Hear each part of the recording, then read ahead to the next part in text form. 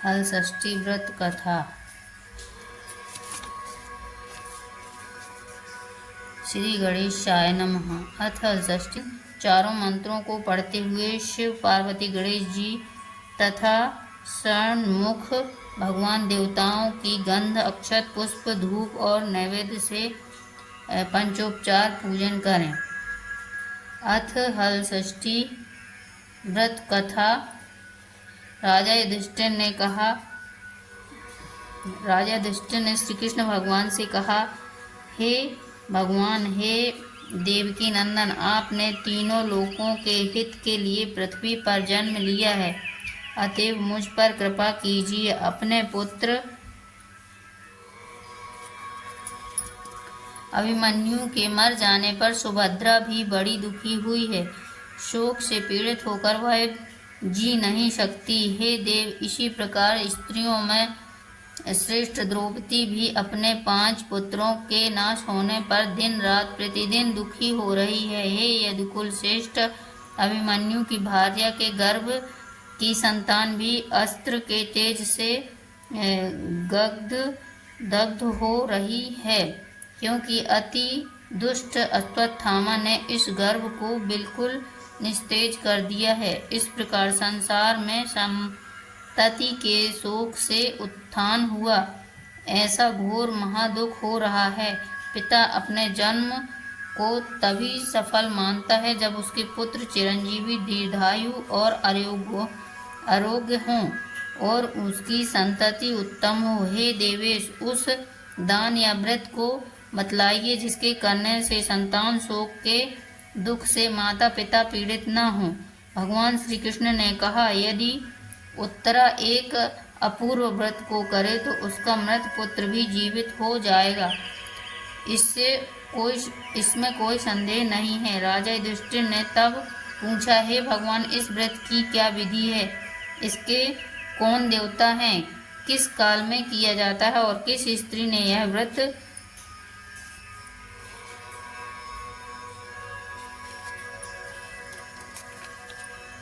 किया था जिससे यह प्रसिद्ध हुआ है? श्री कृष्ण भगवान ने तब कहा, सुभद्रा का एक राजा था, उसकी रानी का नाम सुवर्णा था। उसको हस्ती नाम दृषाद् पुत्र उत्पन्न हुआ। उसने अपने नाम पर हस्तिनापुरी बसाई। यह बालक एक दिन धाय के साथ गंगा जी के तीर पर गया। जल से खेलता हुआ वह बालक बाल भाव से जल में चला गया। वहां एक मगर उसको पकड़ कर गहरे पानी में ले गया। इस समाचार को सुनकर पुत्र दुख से दुखी रानी सुवर्णा ने क्रोध के मारे धाय के पुत्र को जलती अग्नि में फेंक दिया और फेंकने के बाद अपने पुत्र को याद करती हुई बड़ा विलाप करने लगी। राजा भी दुख से व्याकुल हो गया। धाय पुत्र दुख से व्याकुल होकर जंगल में चली गई।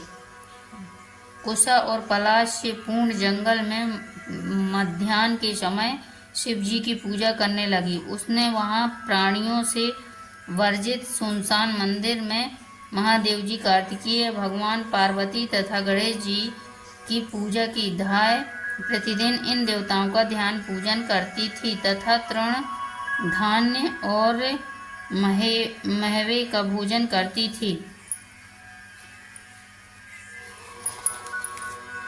उसके इस प्रकार करते हुए हे युधिष्ठिर, भादों के महीने के कृष्ण पक्ष की षष्ठी को नगर को अद्भुत दर्शन हुआ। इस धाय का अति सुंदर पुत्र भीड़ में से जीता निकल आया। इस घटना को देखकर राजा, रानी तथा अन्य बड़े आश्चर्यचकित हुए। धाय के पुत्र को जीवित देखकर चिंता से व्याकुल होकर लोगों ने यह ब्रह्मज्ञानी पंडितों से उसका कारण पूछा।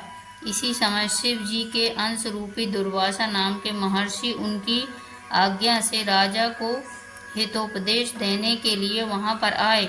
शिव स्वरूप दुर्वासा ऋषि का कल्याण का मनोरथ जान राजा ने आए हुए ऋषि का आर्घ्य इत्यादि से पूजन किया और उनको बारंबार नमस्कार करके अपनी सेविका अर्थात धाय के पुत्र का भीड़ से जीवित निकलने के विषय में पूछा। दुर्वासा ऋषि ने कहा, हे राजन, जो धाय आपके भय से जंगल में चली गई है, वहाँ पर उसने महादेव जी, पार्वती जी, कार्तिकेय भगवान तथा गणेश जी की पूजा की है।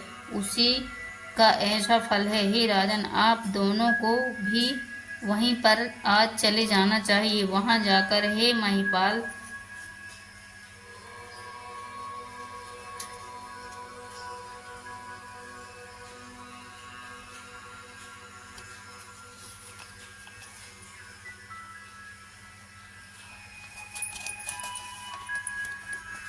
आप इस व्रत के महाफल को ग्रहण कीजिए। हे महाराज, उन दोनों राजा रानी ने इस प्रकार भली भांति संतुष्ट होकर पहले ऋषि और जंगल भेजा। इससे सब वार्ता सुनकर राजा और रानी भी उस घने जंगल में स्वयं गए।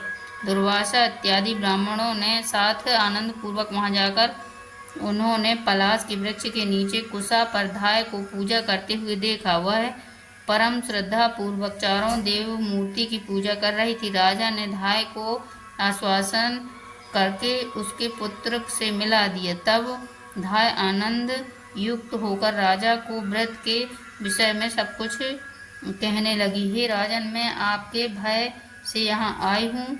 वायु भोजन करती हुई शिवजी तथा पुत्रों सहित पार्वती का पूजन कर रही हूँ। आधी रात के स्वप्न में आनंददाता शिवजी और पार्वती को दोनों पुत्र सहित बैल पर चढ़े हुए कुश और पलाश के वृक्षों के नीचे देखा। उन्होंने कहा, तेरा पुत्र जीवित हो, तूने हम दोनों का व्रत किया है, अतएव तेरा पुत्र अवश्य जीवेगा। और रानी भी विधि पूर्वक इस उत्तम व्रत को करे, इससे उसका पुत्र भी जीवेगा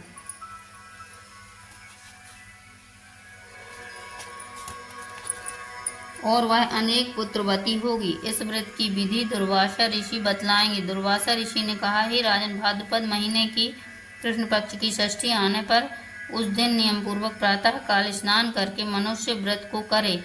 क्रोध और लोभ त्याग कर इस व्रत के नियम को पालन करते हुए जब तक संपूर्ण करने की निमित्त जीवों की पद्धति अर्थात उसके मार्ग को न लाएं और मध्याह्न के समय मित्रों के साथ पुत्र युक्त होने की मन में अभिलाषा करते हुए पलाश और कुश के नीचे शिवजी, पार्वती, गणेश तथा स्वामी कार्तिकेय इन चारों देवताओं की मूर्ति बनाकर नीचे लिखे मंत्रों से इनका पूजन करें और भक्ति भाव चित्त से इनका सब देवताओं का नाना प्रकार से की धूप तथा उसके बाद उत्तम पुष्पों से पूजन करें। शिवजी की प्रार्थना के मंत्र का भावार्थ।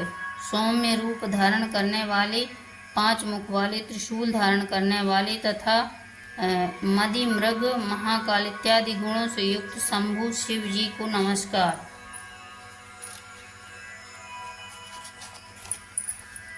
पार्वती की प्रार्थना के मंत्र का अर्थ। शिवा हर कांता प्रकृति श्रेष्ठ हेतु सुख और सौभाग्य दायिनी गौरी और धात्री को नमस्कार। स्वामी कार्तिकेय की प्रार्थना के मंत्र का अर्थ। मोर पर सवारी करने वाले देवता को, कोंच पत्री को विदीर्ण करने वाले कुमार विशाख और स्कंद को नमस्कार। गणेश जी की प्रार्थना के मंत्र का अर्थ। मूसे पर सवारी करने वाले देवता को, लंबे उदर वाले, सुंदर सूंड वाले, एक दंत वाले तथा विघ्न का नाश करने वाले देवता को नमस्कार। दीपक, चंदन, धूप तथा नाना प्रकार के नैवेद्य से पूजन करके गाजे बाजे से ब्राह्मणों के साथ घर आवें तथा उस दिन महुए के फूलों के साथ समा के चावल का भोजन करें और भैंस का दूध, दही, मठा और घृत का भोजन करें। हे राजन, इस व्रत की ऐसी ही विधि है। जो मनुष्य ऐसा करता है वह पुत्र पौत्र से युक्त शीघ्र ही सुख को प्राप्त करता है। दुर्वासा ऋषि के वचन सुनकर राजा ने इस व्रत को किया। तब मगर के बिल में से शीघ्र ही निकलकर राजकुमार ने माता पिता तथा दुर्वासा ऋषि के चरणों में गिरकर प्रणाम किया और बोलने लगा, इस व्रत के फल से राजा के यहाँ दीर्घायु